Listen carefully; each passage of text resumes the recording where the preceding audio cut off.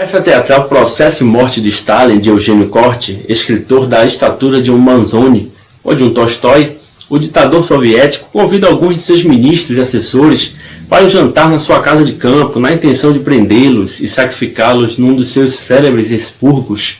Eles descobrem o plano e decidem virar o jogo.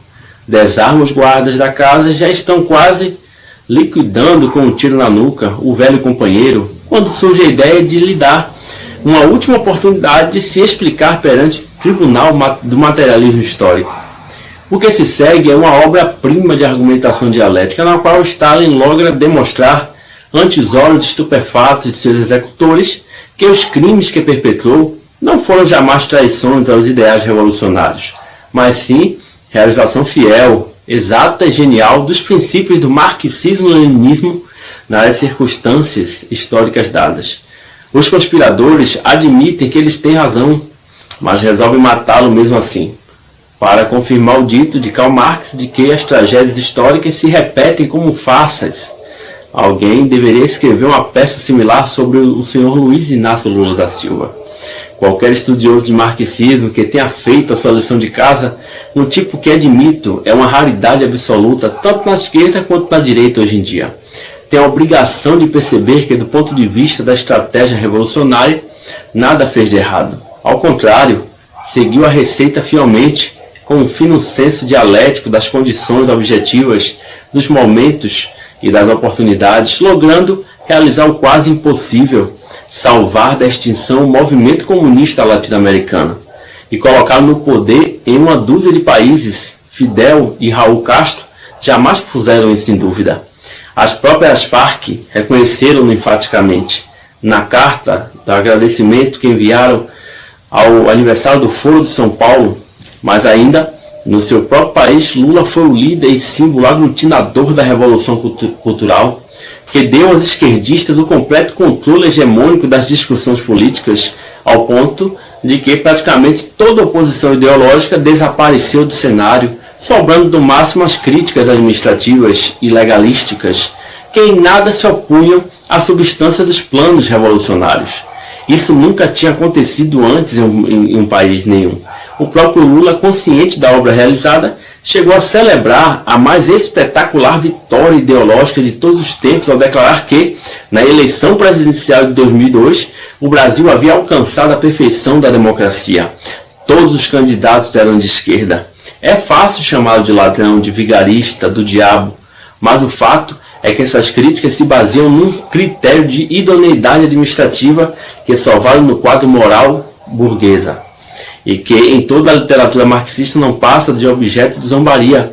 O que aconteceu foi apenas que Lula, como todo agente do movimento comunista internacional, que não chega ao poder por meio de uma insurreição armada, e sim por via eleitoral, como foi também o caso de Allende no Chile, teve de fazer alianças e concessões, inclusive principalmente ao vocabulário da honestidade burguesa, com a firme intenção de jogá-los fora, tão logo começasse a atrapalhar em vez de ajudar. Tanto ele quanto seu fiel escudeiro Marco Aurélio Garcia foram muito explícitos quando a esse ponto, em entrevista,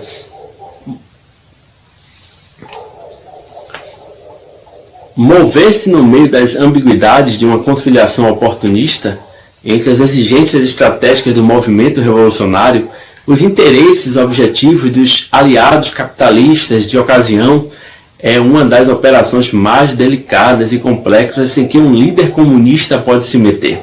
Mas, pelo critério dos resultados obtidos, o único que vale na luta política, o sucesso do Foro de São Paulo, é a prova cabal de que Stalin, Lenin, Fidel Castro, no lugar de Lula, não teriam feito melhor. Nem mesmo o enriquecimento pessoal ilícito pode ser alegado seriamente contra ele, pelos cânones da moral revolucionária.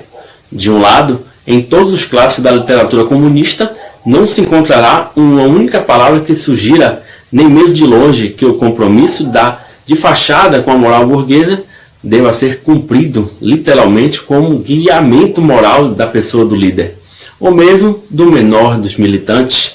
De outro lado, é fato histórico, arquicomprovado, que todas as estrelas maiores do cast comunista enriqueceram ilicitamente. Stalin, Mao, Fidel Castro, Pol Pot, Allende, sendo uma norma tácita que tinha até a obrigação de fazê-lo, de preferência com contas na Suíça, para ter os meios de resguardar e reiniciar a revolução no exterior em caso de fracasso do projeto local. O próprio Lênin só não chegou ao poder desfrutar do Estatuto de Nababo porque semanas após a vitória da Revolução, a sífilis terciária, cumprindo seu papel fatal, o reduziu a um farrapo humano, como dizia também chamado de Hayek, o mentor financeiro de Lenin. A melhor maneira de destruirmos o capitalismo é nós mesmos nos tornando capitalistas. O movimento revolucionário sempre viveu de roubo, da fraude, do contrabando, dos sequestros, do narcotráfico e dos países democráticos onde chegou ao poder. Do assalto aos cofres públicos, Lula não inventou nada, não inovou em nada, não alterou nada, apenas demonstrou uma habilidade extraordinária em aplicar truques tão velhos quanto o próprio comunismo no Tribunal da Ética Revolucionária. Portanto, nenhuma palavra se pode dizer contra ele. As críticas só podem provir de três fontes: reacionários empedernidos, frios, desumanos e incompreensivos como o autor dessas linhas, que não condenam Lula por desviar-se do movimento revolucionário, e sim por permanecer fiel ao esquema de destruição civilizacional mais cínico e diabólico que o mundo já conheceu. Aliados burgueses insatisfeitos de que ele viole de maneira demasiado ostensiva as regras da moral capitalista, sujando a reputação de quem só quer ajudá-lo. C. Esquerdista com precária formação marxista, que não entende a natureza puramente tática da retórica burguesa de idoneidade administrativa e imaginam, ou se esforçam para imaginar diante do espelho, que a roubalheira seja uma traição aos revolucionários. Os primeiros são os únicos que dizem, português claro, a roubalheira petista não é um caso de corrupção, igual a tantos outros que a antecederam, mas é um plano gigantesco de apropriação do dinheiro público para dar ao movimento comunista o poder total sobre o continente.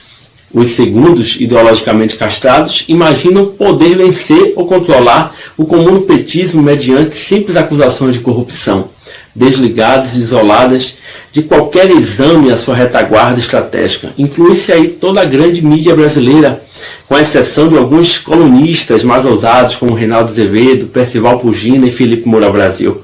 Os terceiros macaqueiam o discurso dos segundos na esperança de salvar a reputação do movimento revolucionário mediante sacrifício de uns quantos corruptos mais visíveis.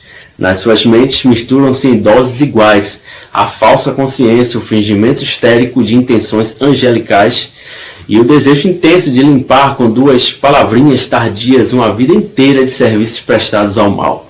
Não espanta a pressa obscena dos segundos em celebrar esses últimos como heróis nacionais, vê neles uma ajuda providencial para tornar do parceiro incômodo o controle da aliança, sem ter de passar por anticomunistas, uma perspectiva que os horroriza mais que o risco do paredão.